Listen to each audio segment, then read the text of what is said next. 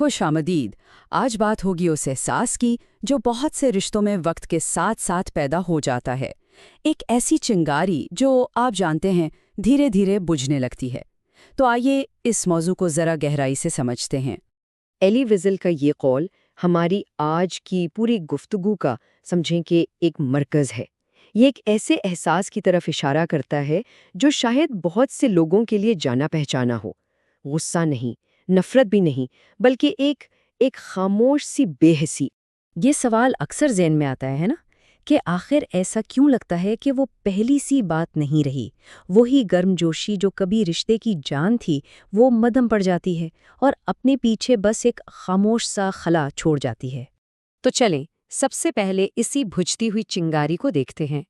ये जो बेहिस्सी का एहसास है, ये जो एक लाताल्लुकी सी आ जाती है, आखिर ये है क्या चीज़? देखिए, बेहिस्सी का मतलब गुस्सा या उदासी नहीं है। ये तो एहसास के ना होने का नाम है। रिश्तों के माहिरीन इसे एक ऐसी कैफियत कहते हैं जहां जिंदगी के लम्हात आप कह लें कि अपने रंग और अपनी गर्मजोशी खो देते हैं। सब कुछ फीका फीका सा लगने लगता है।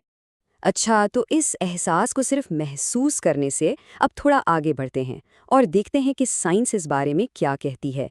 इसे एक बाकायदा नाम देते हैं और इसके पीछे की वजूहात को समझते हैं। रिसर्चर्स इस कैफियत के लिए एक खास इस्तिलाह इस्तेमाल करते हैं, रोमांटिक डिसएंगेजमेंट, यानी रोमानवी लाताल्लुकी। और इसे मजीद समझने के लिए उन्होंने इस पूरे अमल को 3 अहम हिस्सों में तकसीम किया है। तो ये 3 अज्जा क्या हैं? पहला है जज्बाती बेहिस्सी, यानी पार्टनर के लिए ना कोई शदीद मुस्बत जज्बा, ना मनफी। दूसरा है रवैये में दूरी, जैसे एक दूसरे से कतराना, बचना, फासला रखना। और तीसरा है ज़हनी दूरी, जब इंसान अपने साथी को खुद से बिल्कुल अलग और मुख्तलिफ समझने लगता है। और जब ये तीनों चीज़ें मिल जाती हैं, तो ये वो लाताल्लुकी बनती है जो रिश्तों के दूसरे मसाइल से बिल्कुल मुख्तलिफ है। तो यहाँ एक बहुत अहम बात समझने वाली है।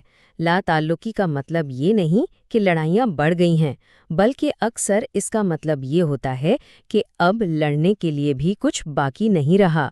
ये कम महसूस करने और कम जुड़ने का नाम है। ठीक है, लेकिन साइंस में किसी भी चीज़ को समझने के लिए उसे नापना, उसकी पैमाइश करना बहुत ज़रूरी होता है। तो सवाल ये पैदा होता है कि रिसर्चर्स इस जज्बाती खला को, इस दूरी को आखिर नापते कैसे हैं? इसके लिए एक ख़ास टूल बनाया गया जिसे रोमांटिक डिसएंगेजमेंट स्केल या RDS कहते हैं। ये आप समझ लें एक सवालनामा है जो ख़ास तौर पर इसी लाताल्लुकी के तीनों पहलुओं को नापता है। ये तन्हाई या गुस्से को नहीं नापता, सिर्फ और सिर्फ लाताल्लुकी को।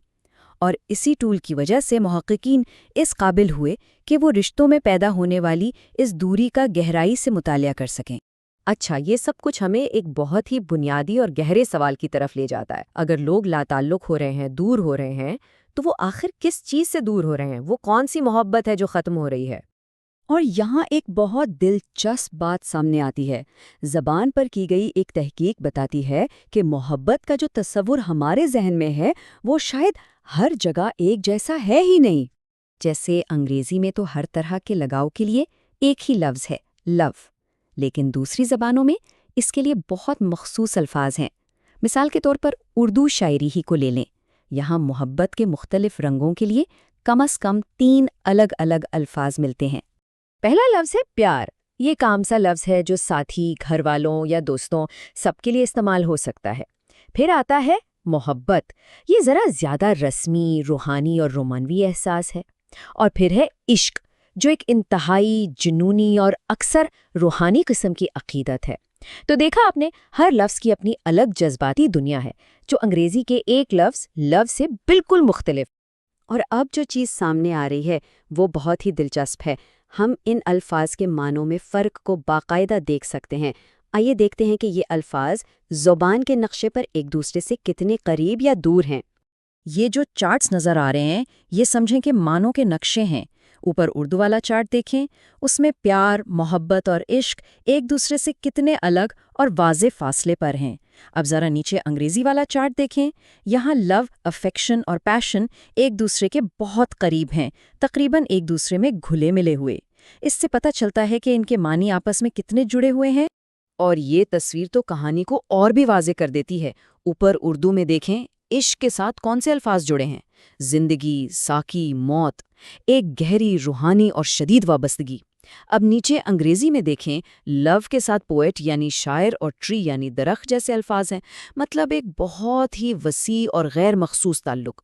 یہ صاف ظاہر کرتا ہے کہ یہ الفاظ بالکل مختلف جذباتی دنیاؤں میں رہتے ہیں۔ تو خلاصہ یہ ہے کہ اردو میں محبت کے الفاظ واضح طور پر عقیدت اور رومانیت سے جڑے ہیں، جبکہ انگریزی میں ان کے ساتھ جڑے ہوئے معنی کافی بکھرے ہوئے اور آپ کہہ لیں کہ غیر متوقع ہیں۔ تو اس ساری بحث کا ہمارے اپنے رشتوں کے لیے کیا مطلب نکلتا ہے؟ دیکھیں، لا تعلقی کے پیچھے کی سائنس کو سمجھنا تو مسئلے کا ایک پہلو ہے، لیکن شاید اصل بات یہ سمجھنا ہے کہ ہم آخر دور کس چیز سے ہو رہے ہیں۔ کیا وہ پیار کی گرمجوشی تھی جو کھو گئی، یا محبت کا وہ گہرا احترام، یا پھر عشق کی وہ شدید دیوانگی؟